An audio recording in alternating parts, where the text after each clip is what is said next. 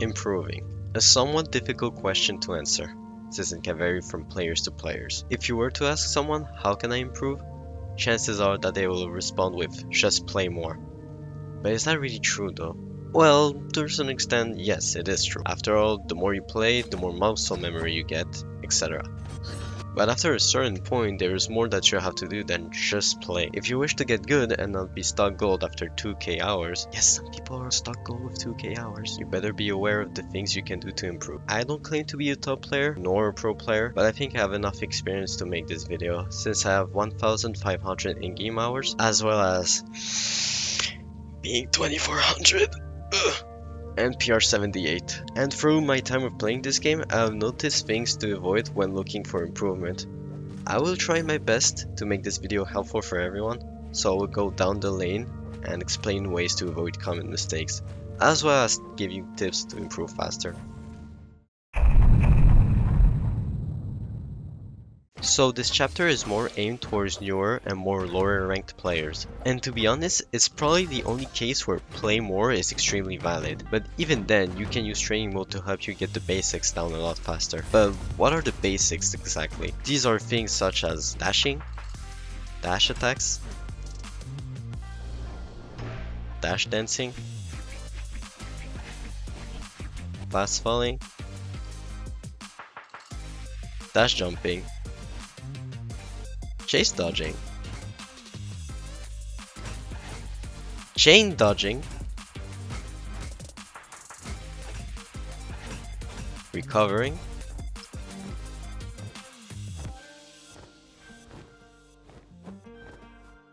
and edge guarding.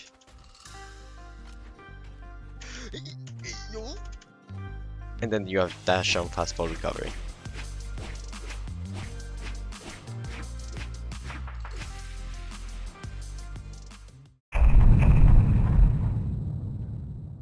This chapter can be pretty vague because it depends on what you use and how you play, but I'm going to give general tips to aid you into learning your options. But first, what constitutes an option? Well, it's what possibilities, whether it's a movement or an attack, do I have after performing X action in order to get Y goal.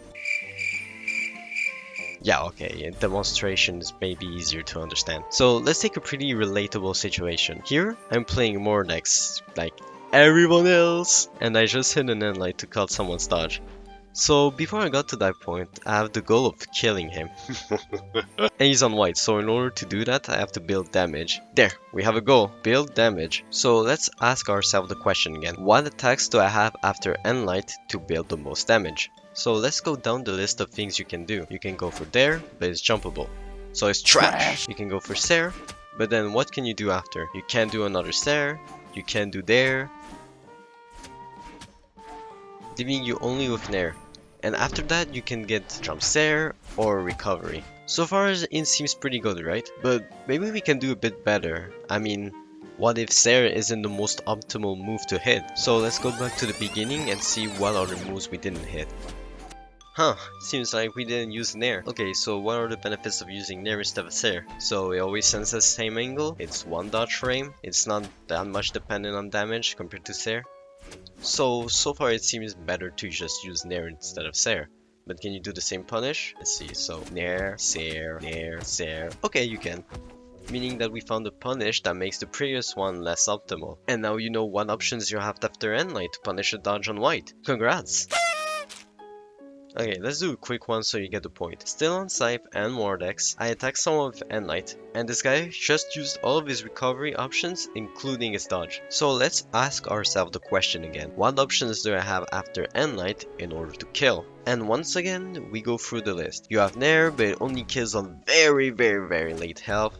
You have Ensig who kills early but is jumpable, and you finally have Ser, who isn't jumpable and kills somewhat reliably. So now you know how to kill on Scythe. Alright, listen, I know that experimenting and training isn't fun, and that most people aren't going to do it, me included, but you aren't forced to do it in training. You can always try some stuff when sparring your friends, and after a while you will start asking yourself that question subconsciously. It may not be as efficient than to do it in training mode, but at least you aren't sacrificing fun. And it doesn't really need to be that linear too. You can always take the gamble and try Ensig if you aren't sure that a Sarah will kill, but you take the risk of killing nothing and getting punished for it. This is called... And this is something I see way too much in ranked. At lower elo, players tend to take massive risks that aren't needed, usually costing their entire game. And the higher people take no risk whatsoever, making their comebacks improbable, but also very lame. This chapter will be very short due to the straightforward aspect of it, so when should you go for risky stuff and when should you play it safe? Well, of course it depends on the situation, but there's a general rule to it. Here's a couple of examples that will help you understand when a risk is worth taking or not. If a guy is wall hugging, trying to force an off stage onto you, fuck, this script is old. Always look at your stocks. Do you have a decent lead? If yes, you can go for it and either take the risk of getting gimped by diminishing your lead by a bit or increasing it drastically by having now 2 entire stocks. If you don't have a lead, then it isn't worth trying because you can lose the game despite having more damage than the guy. Are you in deficit damage wise?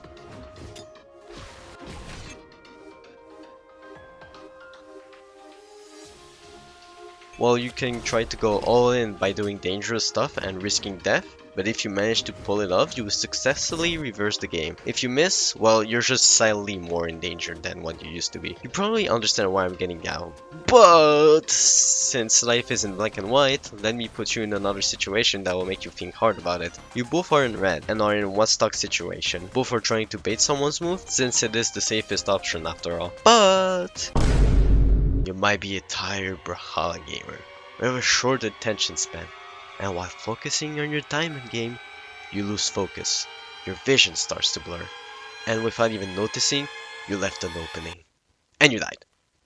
And you lost 15 elo, as well as your will to live. Ah! Where's my dodge? What do you mean? But what if you went for a signature with good threat coverage instead? You could caught your opponent off guard and kill him, but what if he actually expected it and dodged it? Is it all of a sudden a bad option? Well, in this case, there is no way to say if the risk is worth taking or not, so it can come down on how sussy you feel. Why the fuck did I say this? Playing any fighting game is like playing chess. You can plan your moves ahead of time, but you also adapt to what your opponent is doing. And in order to adapt, you have to analyze. And while this sounds very simple, knowing what to look for can be tricky. So let me break it down for you so you know what to look for. Firstly, we have habits. Does your opponent develop some bad habits? Like always dash dodging to engage, always recovering high? Notice them and punish them. Habits are probably the easiest thing to spot because it's very apparent when someone does it, considering that you get deja vu every time approaches. Does your opponent approach in a floaty way? Or maybe he's only baiting attacks? Or maybe he's just very grounded in his approach. Notice them and punish them.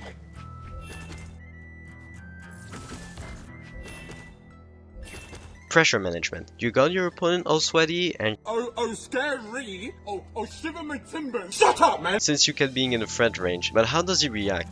Does he reset neutral by running away? Does he counter attack instantly? Maybe a couple wake ups? Notice it and punish it. Dodging. Okay, this one is a tad more in depth, funny enough, because it really depends on how good your opponent is. The worse they are, the more obvious their dodge pattern will be, but at a high level, people will randomize their dodge as well. Or do they? See, we're all humans, and because we are humans, we all make mistakes. Makes sense. But any player, doesn't matter how good they are, will panic dodge at some point. You just have to push them into a panic situation. Let me give you an example. This guy keeps missing up his dodge, center stage, but every time I push him towards the edge, he always dodges and kinda like he fears getting pushed off stage. There, you find the dodge pattern. Now punish it. And everyone does something similar. But you just have to find a situation that makes them dodge by reflex instead of consciously. Of course, easier said than done. Some players are really good at keeping their cool, but always keep an eye out for weaknesses like this. But hey, thankfully you don't really need to read dodges. You can also react to some of them. Of course it's not easy, plus you can get attacked while doing so, but at least you don't rely on guessing, and if you manage to get a mix of both, you're set to go.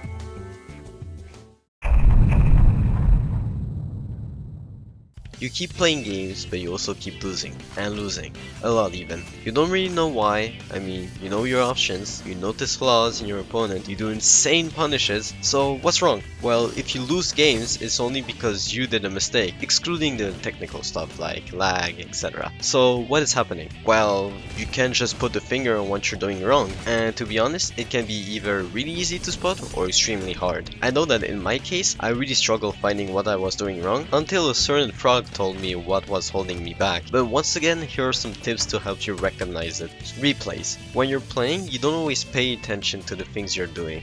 Looking back at your replays, you can help notice those flaws. And exactly 0 people are going to do that because it's boring. Ask yourself the question, why does my opponent keep hitting me? Sounds like a very mundane question to ask yourself, but if you put it a bit more thoughts into it, you'll realize that it's actually a good thing to do. Let's put that into practice. I'm recording the audio almost a week later, so excuse me if my voice sounds different. But originally I was planning on simulating a problem that I saw a lot of people have in a custom game. But there is a change of plan. Yesterday I played in a PXL Cup tournament and I had to face Dummy in it. And even if I got salty in it and lost the set, this is probably the best thing that could have happened in this video because I have now a concrete example of it. See, like I said, I was tilted, plus I had stream pressure on, so I wasn't really thinking clearly about my actions. And as you can see, the last set was brutal for me. So let's take the replay of the last match and ask ourselves the question again. Why does my opponent keep hitting me? And scrolling through the match, you can see that I was landing very badly and was dodging almost the same way every time against guitars. Meaning that he was getting a lot of reward by essentially removing stage control for me and hitting me.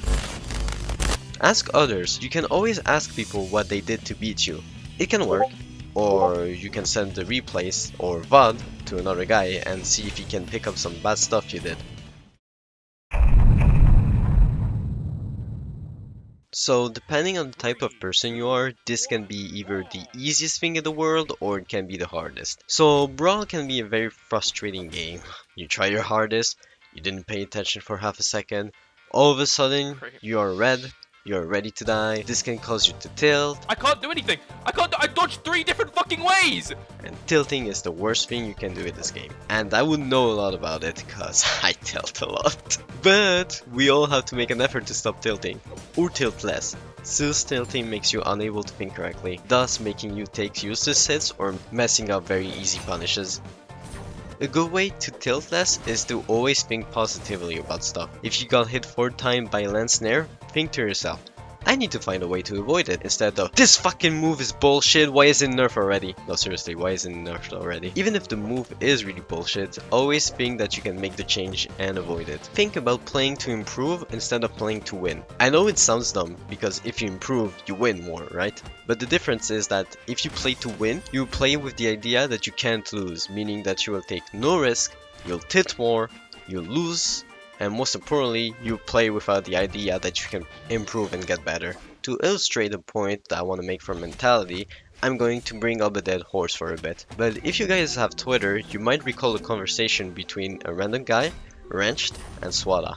And it basically went like this. The random guy asked if there was a way to punish a down dodge on guitars more effectively without it dropping, to come and punish dropping somewhat frequently. Fuck, this script is very old. Swada responds with 2 ways to punish a down dodge without dropping. Wrench also responds to Swada saying that the punish he showed just makes you miss on 15 damage and that instead of coming up with ways around the problem ourselves, the devs should fix it. Swada responds by saying that instead of complaining about the issue, we just adapt to it so we don't get stuck, while still advocating for the fix.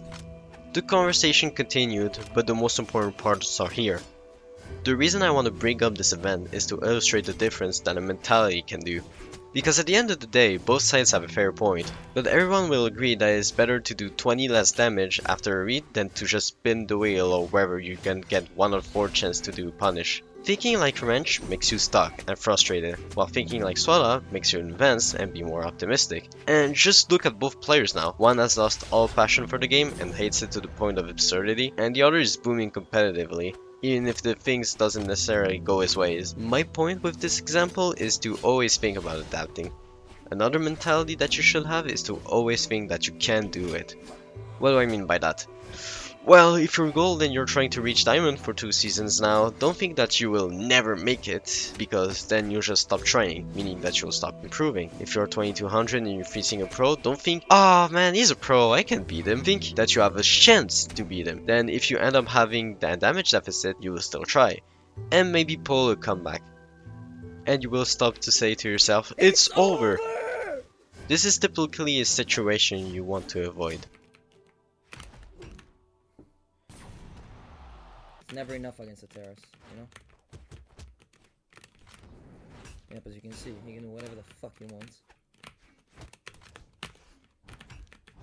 Fucking think, Ixie! Think! Stop going like a bull! It's fucking over! It's over! Fuck! No!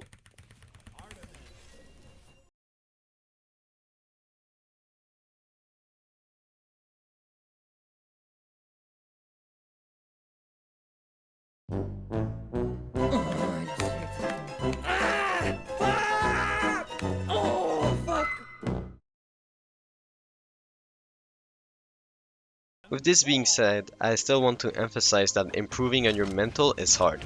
Very hard, and that you will only see results after months of trying, so never give up. And even if you don't fully stop tilting, it's better that you do it less than always. Like I said, I even find myself guilty of trash talking after tilting or just tilt queuing. I just don't do it as often anymore. Fuck, it's old! And finally, something that doesn't really fit in any category, but that is pretty important, is fighting a lot of different players. Because doesn't matter if you win or lose, there's always something you can pick up from other players to help you. Any tips to improve? Watch pros. Watch players who are better than you. Take things from them. Don't try to really copy their play styles, but just take things. Like for example, if you're like a bow main or some shit, watch like Acno, watch bow players, take things from them, take combos. Take stuff that you've just not seen before. Pro players are obviously players better than you. Like every interaction they're doing is going to be better than the interaction that you'd be doing. So just take things from them. That's what I did when I was getting good. For example, my gauntlets offstage got better because I kept sparring someone called Mario Snack, who just games for a living. My guitars got better after signing Shaw multiple times. Like, you probably understand what I'm trying to say. On that note, we arrived at the end of this video. I hope it was useful for anyone trying to learn the game. Like always, don't forget to like and subscribe, and I will see you all next time. Peace.